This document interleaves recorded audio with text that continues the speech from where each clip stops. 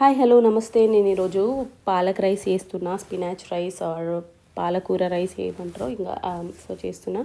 దానికోసం సాటే కోసం కొంచెం నెయ్యి తీసుకున్నా. నెయ్యి ఆర్ బటర్ తీసుకోండి, ఇంకా లాస్ట్ ఛాన్స్ ఆయిల్ మీ ఇష్టం, బట్ వీటితో ఫ్లేవర్ బాగా వస్తుంది.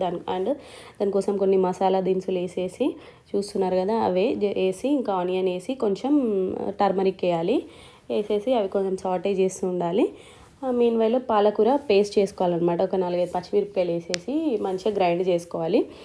అండ్ ఆనియన్ సాటే అవుతున్నప్పుడు కొంచెం దానిలోనే సాల్ట్ వేసుకొని జింజర్ గార్లిక్ వేసుకోవాలి.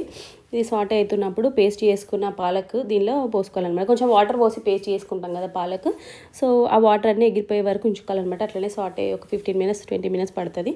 సో నేను సైడ్కి కొంచెం క్రంచీ ఉండాలని పన్నీర్ ముక్కలు యాడ్ చేస్తున్నాను. మిల్ మేకర్ కూడా యాడ్ చేసుకోవచ్చు. పిల్లలకి బాక్స్లో పెడితే 1 pot డిషెస్ బాగా నచ్చుతాయి కదా వాళ్ళకి. పులిహోర, టమాటో రైస్, ఇట్లా పాలక్ రైస్, వాళ్ళకి కర్రీ రైస్ కన్నా ఇట్లా బాగా నచ్చుతాయి కదా. సో ఇది ట్రై చేయండి. అండ్ ఇట్లా పన్నీర్ పాలక్ మొత్తం వాటర్ ఎగిరిపోయే వరకు ఉంచేసి పన్నీర్ ముక్కలు వేసి, పన్నీర్ ఎక్కువసేపు ఉంచొద్దు, మెత్తగా అయిపోతాయి. సో ఇట్లా సాటే చేసుకోవాలన్నమాట. చాలా టేస్టీ ఉంటుంది, ఒకసారి ట్రై చేయండి. లేదు మేము ముద్దపప్పు బ్యాచ్, మాకు వంటలు ఏం రావు, ఓన్లీ పప్పు వేసుకొని తింటామంటే ఏం చెప్తాం కానీ, but definitely try this, worth trying.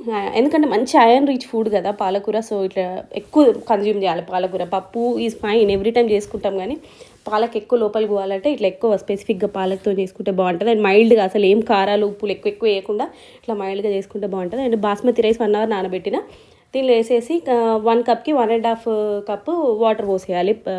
బాస్మతికి పోసేసి మామూలుగా రైస్ ఉడకనిచ్చినట్టే, అంతే 10-15 మినిట్స్లో రైస్ కూడా అయిపోతుంది. పైన కొంచెం కొత్తిమీర వేసి గార్నిష్ చేసుకోండి. కానీ చాలా టేస్టీగా బాగుంటుంది, పిల్లలకు కూడా బాగా నచ్చుతుంది. సో ఈ వేళ మనం పాలక్ ఎక్కువ కన్జ్యూమ్ చేయొచ్చు. Worth trying this dish. ఎంత మంచిగా టర్న్ అవుట్ అయిందో, పుల్లలు వస్తుంది రైస్. టైంకి బంద్ చేయాలి మాడకుండా. Thank you for watching my video. Until next video, take care, bye.